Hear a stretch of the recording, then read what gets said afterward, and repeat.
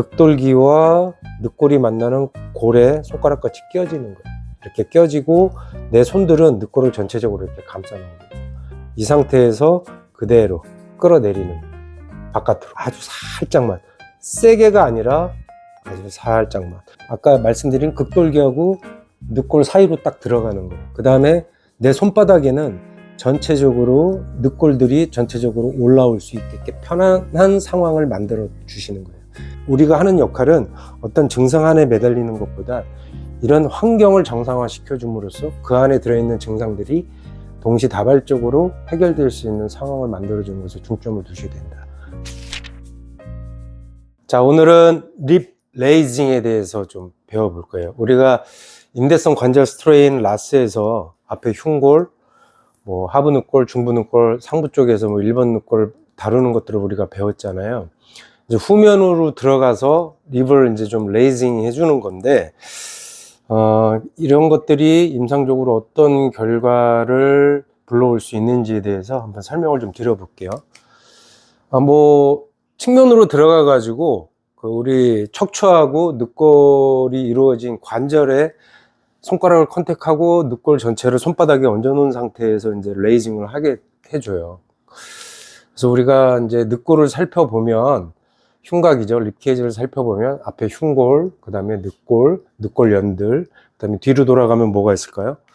뒤로 돌아가면 척추가 있겠죠. 이렇게 척추랑 연결이 되고, 결국엔 립케이지는 척추, 늑골 자체, 앞에 흉곽을 다 합쳐서 우리가 립케이지라고 얘기를 하죠. 그 위에 추가를 한다면 쇄골도 포함이 되겠죠. 그래서 우리가 살펴보면 뒤쪽에서 관절들을 이렇게 이루고 있어요. 늑골하고 척추하고. 척추 몸체에도 붙고 행돌기에도 이렇게 붙어서 두 개의 관절을 이쪽에서는 이루고 있거든요. 여기에 이제 각종 인대들이 또 다 붙어 있겠죠. 이쪽에. 그래서 그 인대들에 대한 긴장의 톤을 좀 떨어뜨리는 데도 역할을 해줄 수가 있고, 지난 시간에도 우리가 계속 설명을 했었지만 이 척추는 자율신경계에서 어떤 신경의 영향을 굉장히 많이 받고 있을까요? 기능적으로. 교감신경절이 이쪽으로 사슬로 연결이 되어 있기 때문에 특히 흉추 10번을 위주로, 9번, 10번을 위주로 해서 교감신경이 이제 빠져나오는 거다라고 보시면 될 것 같아요. 그래서 우리가 척추를 다루거나 늑골을 다루는 것들은 과도하게 항진되어 있는 교감신경의 톤을 좀 떨어뜨리는데 매우 중요한 테크닉으로 사용될 수가 있어요. 일단 신경적으로는 그렇습니다. 그래서 지금 립레이징 같은 경우는 이런 뒤에 척추와 이루고 있는 관절 그리고 늑골 자체 움직임을 통해서 과다하게 항진되어 있는 교감신경의 톤을 좀 떨어뜨리는 작업으로 사용할 수 있다라고 볼 수 있고, 그래서 우리가 이제 좀 더 살펴봤더니 그 관절, 늑골하고 척추가 만나는 쪽에는 관절이 이렇게 있고 인대들로 이렇게 연결이 되어 있더라라는 거죠. 그리고 이제 그것이 우리가 뒤에서 살펴보면 신경계들이 이렇게 빠져나오게 됩니다. 이렇게 척추를 따고. 그리고 늑골에는 또 밑에는 또 뭐가 붙어 있죠? 횡격막으로 연결이 되어 있죠. 그래서 이런 횡격막의 활성화를 또 불러일으킬 수 있는 거죠. 이 립레이징 테크닉 자체가. 립레이징만 그런 건 아니에요. 오늘은 립레이징을 설명하고 있기 때문에 립레이징 위주로 설명을 하고 있는 거고, 여기서 흉골을 다루고 있는 것들, 뒤에서 척추를 다루고 있는 것들도 마찬가지 효과를 불러일으킬 수 있겠죠. 그러니까 이게 같이 컨비네이션 되어서 사용이 되어져야 되는 거예요. 어떤 환경이냐, 나를 찾아오신 분이 그런 것들을 판단을 해서. 그래서 우리가 횡격막을 이렇게 살펴볼 수가 있고, 횡격막에는 열공들이 이렇게 있다고 그랬죠. 그 열공을 통해서는 아까 말씀드린 림프라든가 정맥이라든가 동맥이라든가 혈관이 지나가게, 식도도 마찬가지고요. 그러니까 횡격막의 움직임이 잘 일어나지 않는다는 건 결국엔 무엇을 의미할까요? 늑골의 움직임이 일어나지 않는다는 것을 설명하는 거겠죠. 늑골의 움직임이 일어나지 않는다는 건 뒤로 돌아갔을 때 척추와 이런 식으로 밀접하게 연관이 되어 있기 때문에 척추의 움직임, 기능에 또 부정적인 영향을 미치겠죠. 그래서 척추를 다루고 늑골을 다루는 게 횡격막에 영향을 줄 수도 있고, 또는 횡격막에 연결된 장기를 다룸으로써도 우리가 횡격막의 활성화, 늑골의 움직임을 만들어낼 수 있다라는 거죠. 그래서 보면 지금 림프가 이렇게 따라서 올라가고 있는 과정을 설명하고 있는 거예요. 그럼 결국엔 우리가 순환이라는 내용들을 배웠었잖아요. 순환에는 뭐가 있어요? 우리가 폐호흡하는 거, 숨을 들이마시고 호기하고 흡기를 하는 것들도 순환, 혈액도 나와서 다시 사지를 돌아서 다시 심장으로 올라가는 것도 순환, 림프도 순환. 림프는 또 여기에서 혈관에서 뭘 따라다닌다고 제가 설명을 드렸었죠. 정맥을 따라서 다닌다라고, 아주 느린 속도로. 자, 그것이 다 횡격막하고 연결이 되어 있고, 근골격으로 보면은 횡격막이 붙어 있는 늑골, 척추, 우리 몸의 여러 가지 기관들하고 연결이 되어 있다라는 거죠. 네. 그럼 순환이 안 된다라는 건 혈액 순환 하나만 안 되는 걸 이야기하는 게 아니에요. 순환이 안 되면 혈액 순환도 안 되고 림프 순환도 안 되는 거고, 호흡도 정상적으로 흡기와 호기를 하지 못하게 되는 거고, 우리가 음식을 먹어서 입으로 들어가서 바깥으로 배출되는 배뇨와 배변도 역시 무엇에 들어갈까요? 순환이죠. 그때 우리가 배뇨하는 것들이, 배변을 보고 하는 것들이 어떤 압력에 의해서 밀어낼 수 있을까요? 횡격막 수축과 이완에 의해서 이루어질 수 있는 거다라는 거죠. 네. 그 다음에 그 중심에는 내촉속이 있을 수 있겠고, 네. 이런 식으로 다 엮여 있는 거예요. 선생님, 저는 손발이 차가워요 하시는 분이 과연, 우리가 알기로는 그분은 저는 혈액순환이 안 되는 것 같아요 라고 설명을 하시지만, 그게 과연 혈액순환만의 문제이냐라는 거죠. 손발이 차갑지만 횡격막의 효율이 떨어짐으로써 늑골의 영향, 늑간통이 있을 수도 있고, 척추 쪽, 흉추 쪽에 불편함이 있을 수도 있고, 그런 것들이 위로 올라가면서 경추나 두개골 쪽의 어떤 압력에 의한 불편함을 또 가질 수 있겠고, 또 장기에도 영향을 줄 수가 있겠죠. 정맥의 흐름. 자, 피가 내려가서 다시 올라오려면 종아리 근육이 하는 게 아니라는 거죠. 뭐죠? 횡격막이 펌핑을 해줘야 된다는 거죠. 이렇게 인체를 좀 넓게 바라보는 시각이 필요하다라는 거죠. 그래서 결국엔 이 림레이징 테크닉을 사용함에 있어서 중요한 건, 손의 위치는 늑골과 척추의 횡돌기가 만나는 지점과 늑골 전체를 내 손바닥으로 감싸서 어느 방향으로 레이징을 해줄 것이냐라는 거죠. 그래서 바로 누운 자세에서 손이 이런 식으로 들어가서 활용을 하게 됩니다. 그런데 아까 제가 말씀드린 것처럼 척추 주변에는 아까 뭐가 있다고 그랬죠? 어떤 신경절? 교감신경절이 빠져나오는 거라서, 지금 이 테크닉 같은 경우는 교감신경이 매우 항진되어 있으신 분들한테는 매우 적절하게 사용될 수 있어요. 근데 여러분들 찾아오신 분들 중에 보면 부교감신경 자체가 너무 오프되어 있어서 그냥 무기력하고 아무 의욕도 없고 호흡은 되는 것 같은데 굉장히 낮은 펄스로 리듬감이 떨어지시고 하시는 분들이 있어요. 그런 분들을 똑같이 치료했는데 더 몸이 무겁고 가라앉은 듯한 느낌을 받는 분들이 있다라는 거죠. 네. 그런 분들하고 교감신경 자체가 항진되어 있으신 분들하고는 치료 방법이 조금 달라져야 해요. 그거는 이제 차차 이제 또 말씀을 드리겠지만, 지금 아무튼 림레이징 같은 경우는 어떤 경우에는 너무 그렇게 톤 다운돼 있으신 분들, 부교감신경 자체가 오프돼서 고정돼 있으신 분들한테는 어울리지 않는 치료가 될 수도 있어요. 어떤 상황에 따라서. 무조건 그런 건 아니지만. 그래서 림레이징은 교감신경이 좀 우세하게 항진되어 있는 분들한테 사용하면 호흡의 변화라든가 늑골의 움직임이라든가 척추의 움직임 등에 긍정적인 어떤 영향을 줄 수 있는 아주 좋은 테크닉이라고 보시면 될 것 같습니다. 그래서 부교감신경이 항진되어 있으신 분들의 생리적 특징을 보면 심박수가 감소됐고 혈압이 좀 많이 저하되어 있는 경우도 많고, 그 다음에 장 운동이 거의 안 이루어지고 복부의 긴장감이 굉장히 많고 딱딱하게 느껴지고, 특정 부위, 특히 소장이나 장관막 부위가 엄청나게 긴장돼 있으신 분들이 주로 그런 특징들을 가지고 계시다라는 거죠.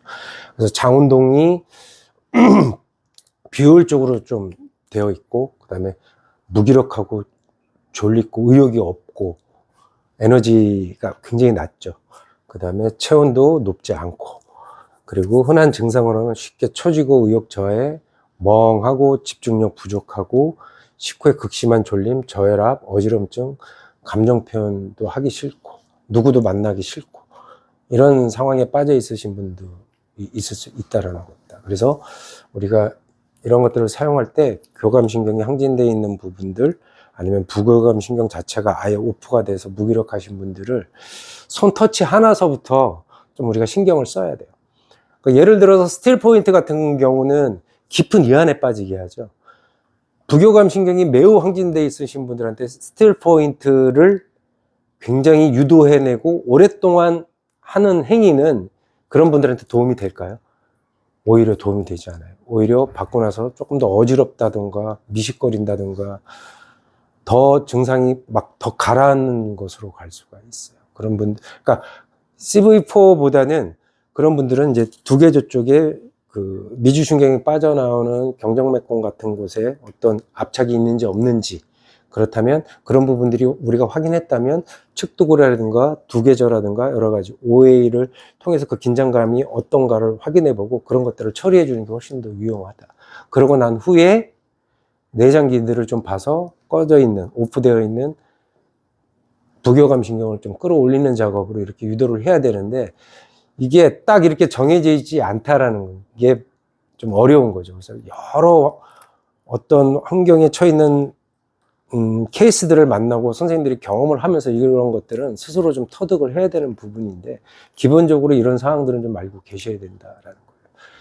물론 과도하게 현대인들은 긴장이 되어 있어서 교감신경이 항진되어 있는 경우가 대다수이지만, 그 상황을 넘어서신 분들은 사실은 아까 말씀드린 부교감신경이 꺼져서 아무것도 제대로 반응하지 않는 상황이신 분들이 있어요. 아주 흔하진 않지만. 네. 그래서 그런 부분들도 만나서 그런 분들 처리할 때, 도움을 드릴 때 무조건 오래 붙잡고 있고 막 무조건 이완시키는 게 오히려 그분들한테는 어울리지 않을 수 있다는 걸 좀 말씀드리고 싶어요. 그래서 일단은 립레이징은 이런 식으로 앞에 설명드린 부분들을 감안해서 우리가 사용해 볼 수 있다. 그래서 호흡이 너무 빠르고 몸 신체 전반에 걸친 긴장의 근육의 긴장의 톤이라든가 근골격의 긴장의 톤이 높으신 분들한테 우선적으로 좀 사용해 볼 수 있다. 그것을 사용할 때 흉골이라든가 1번 늑골이라든가 그와 연관된 엔테리어 서비컬 파시아 그리고 횡격막 자체에 필요한 겸상각막, 간상각막들을 같이 처리해 주는 게 매우 도움이 될 수 있다. 이렇게 좀 여기시면 될 것 같습니다. 그래서 바탕이 되는 기본적인 설명은 여기서 끝을 내고 배드에 가서 립 레이징을 어떻게 하는 것인가에 대해서 설명을 드려보도록 하겠습니다. 자, 앞에 이제 어떤 이론적인 배경을 설명을 드렸고, 그럼 립 레이징을 어떤 식으로 우리가 활용을 할 수 있는가, 직접적인 터치 방법에 대해서 설명을 드릴게요. 우선 극돌기를 찾으시는 거예요. 원래는 이렇게 엎드려서 하지 않고 앙와이 자세에서 하죠. 그래서 극돌기를 찾고 우리 흔히 나누는 1선, 2선, 3선 있죠. 극돌기와 늑골이 만나는 첫 번째 골에다가 내 손가락들을 끼워 넣는 거예요. 자, 지금 보면 견갑골이 있는 3번서부터 12번까지 전체적으로 다 사용할 수 있어요. 그러니까 위에서, 중간에서, 하부에서 다 사용할 수 있습니다. 그래서 손가락 끝이 극돌기와 늑골이 만나는 골에 손가락 끝이 끼워지는 거예요. 이렇게 끼워지고 내 손들은 늑골을 전체적으로 이렇게 감싸는 겁니다. 이렇게 뜨는 게 아니라는 거예요. 이 상태에서 그대로 끌어내리는 거예요. 바깥으로. 라테럴 방향으로 아주 살짝만. 세게가 아니라 아주 살짝만. 자, 교감신경이 항진되어 있는 거죠. 이쪽은. 교감신경이 항진되어 있는 교감신경에 많은 영향을 줄 수 있다고 그랬죠. 그러면 교감신경이 항진되어 있으신 분들에게 치료의 속도는 어때야 될까요? 터치의 감이라든가 치료의 속도는. 터치의 감은 부드러울수록 좋고, 그 다음에 시간 유지는 조금 더 오래 해주는 게 효율적이에요. 근데 반대로 아까 말씀드린 부교감신경이 굉장히 밑으로 오프되어 있어서 아무것도 기능을 안 하시는 분들 같은 경우는 오히려 너무 부드럽거나 시간을 오랫동안 지속해 주는 건 도움이 안 될 수 있어요. 그런 분들한테는 시간 조절, 짧게 하고 끝낸다든가 어떤 터치감도 지금 하고 있는 것보다는 살짝, 그러니까 무조건 립레이징이 그런 분들한테 어울리지 않는다는 게 아니라 이런 방법적인 부분들, 강도라든가 유지 시간이라든가 이런 것들을 고려해야 된다라는 거예요. 근데 대부분은 교감신경이 항진되어 있기 때문에 첫 번째 부드러운 터치로 터치 들어가서 손가락을 척추와 늑골 사이에다 넣고 손바닥은 늑골에 전체적으로 이렇게 얹어 놓고 레터럴 쪽으로 살짝 끌어준다. 이게 기본입니다. 무슨 얘기인지 아시겠죠? 자, 그 다음에 선생님 바로 누워보세요.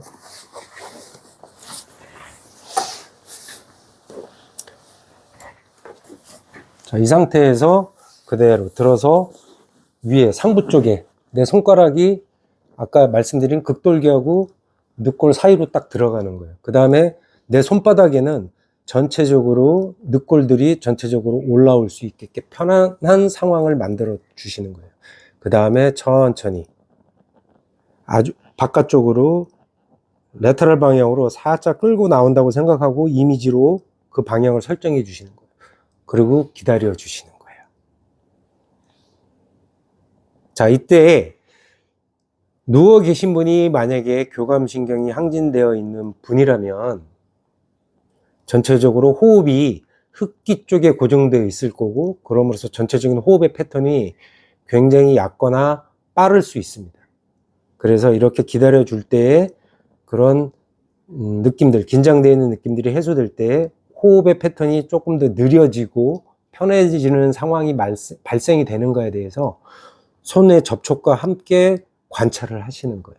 그때 복부 쪽에서의 호흡이 좋아지면 복부 쪽에서의 오르락 내리락 하는 또는 숨을 쉬는 호흡의 소리가 점점 커지기 시작하겠죠. 그런데 만약에 지금 이 상황을 하고 있는데 아까 말씀드린 부교감 신경 자체가 너무 다운되어 있으신 분들은 이걸 하면서 오히려 내 손이 더 무거워지는 느낌으로 간다거나 내가 눈으로 확인했을 때 누워 계신 분이 좀 더 처지는 기분이 든다 그러면 손을 빼고 다른 방법을 취하셔야겠죠. 충분히 만들어지고 그 다음에 한 칸 밑으로 내려가서 중부 쪽에 가서 잡고 똑같이. 그래서 대부분 이 테크닉을 할 때 뭐 다른 것들도 마찬가지지만 깊은 이완과 함께 호흡이 커지고 수면에 빠지는 경우가 대부분입니다. 지금 제가 손을 위에서부터 이렇게 한 칸씩 내려오고 있었잖아요. 아까 위에 했고 지금 밑에 했고, 그때 내 손가락 끝에서 느낄 수 있는 것들이 또 뭐가 있을까요? 어떤 부위에 긴장의 톤이 더 높은가를 알 수가 있겠죠. 선생님 같은 경우는 지금 흉추 8번부터 9번 밑에 쪽으로 좀 더 타이트해요. 네. 그런 것들을 손으로 또 감지를 하는 거죠. 그 다음에 하부 쪽, 완전 하부 쪽에 가서 하부 쪽에서 하부 늑골 쪽 컨택하고 다시 립레이징 라테럴 방향으로 살짝. 하부 늑골은 그렇게 긴장의 톤이 높지 않아요. 근데 중부 쪽에서 톤이 굉장히 높은 편이고,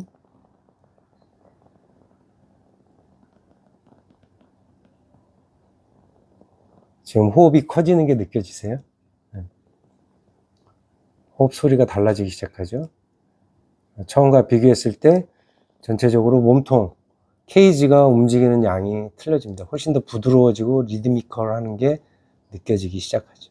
하고 손 떼고 나오시면 돼요. 그 다음에 반대쪽도. 자, 지금 하고 있는 립 레이징이 늑골 쪽의 움직임을 좋게 해준다 라고 제가 설명을 드렸어요. 지금 맨 위에는 제가 견갑골도 같이 잡고 있는 거거든요. 그 견갑골의 리듬도 같이 읽을 수 있는 거예요.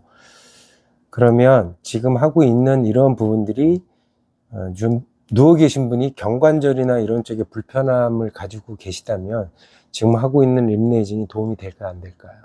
도움이 되는 거죠. 그 증상을 없애주는 데 도움이 된다라고 생각하시기보다 그분이 왜 경관절 쪽에 견갑대 쪽에 불편함을 가지고 있는 환경이 어떤 것일까에 대한 것에 대해서 궁금해 하셔야 된다는 거죠. 그러니까 지금 하고 있는 이런 행위들은 그런 환경 자체를 없애주는 거죠. 네. 경관절이 불편할 수밖에 없는 그 환경 안에는 뭐가 있을까요? 경관절만 들어있을까요? 아니죠.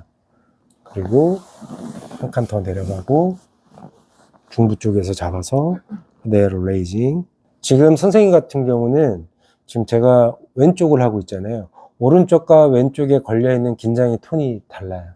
자, 오른쪽 같은 경우는 아까 제가 말씀드린 중부에서도 약간 요추 쪽에 가깝게 긴장의 톤이 있고, 지금은 왼쪽은 오히려 견갑대 위쪽으로, 그러니까 위의 방향으로 더, 그러니까 견갑대 밑에 8번, 7번, 뭐 이렇게 6번 이런 쪽으로 더 긴장의 톤이 높아요.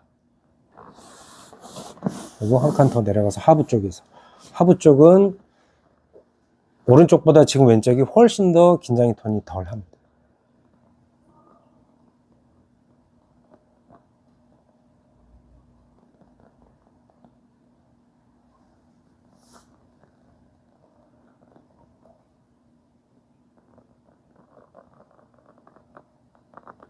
그래서 지금 보면 오른쪽은 제가 손을 댔을 때 약간 요 부위의 긴장 톤이 굉장히 높고요. 왼쪽은 이쪽 부위 내려가면 이쪽 척추 이쪽 긴장의 톤이 다르다라는 거죠. 그래서 립레이징도 이렇게 사용할 수가 있고, 립레이징과 함께 사용할 수 있는 것들은 뭐가 있을까요?